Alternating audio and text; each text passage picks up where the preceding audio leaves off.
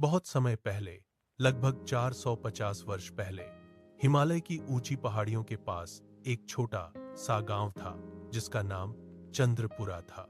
यह गांव बहुत रहस्यमयी माना जाता था। गांव के लोग कहते थे कि उनके पूर्वज कभी चांद पर बसे एक खोए हुए गांव से आए थे। कोई भी इस बात पर विश्वास नहीं करता था, लेकिन गांव के बीचों बीच एक चमकता हुआ पत्थर था जिसे लोग चांद का द्वार कहते थे। गांव में आरव नाम का एक बहादुर लड़का रहता था।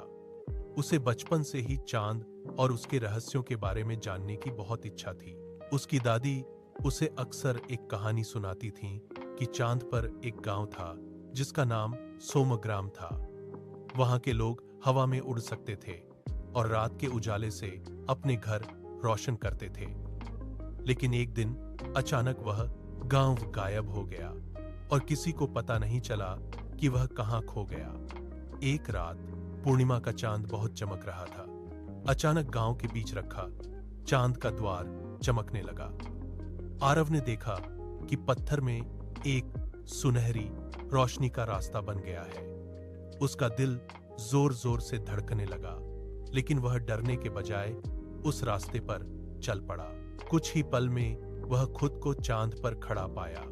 वहां सफेद चमकती जमीन थी और दूर एक पुराना गांव दिखाई दे रहा था, लेकिन गांव बिल्कुल सुनसान था। घर टूटे हुए थे और हर जगह अजीब सन्नाटा था।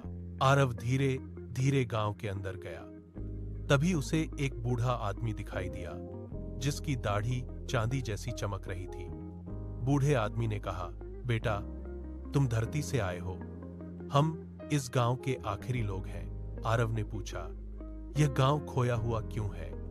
बूढ़े ने गहरी सांस ली और बोला, कई साल पहले हमारे गांव के लोगों को एक जादुई शक्ति मिल गई थी, लेकिन कुछ लोग लालची हो गए और उस शक्ति का गलत इस्तेमाल करने लगे।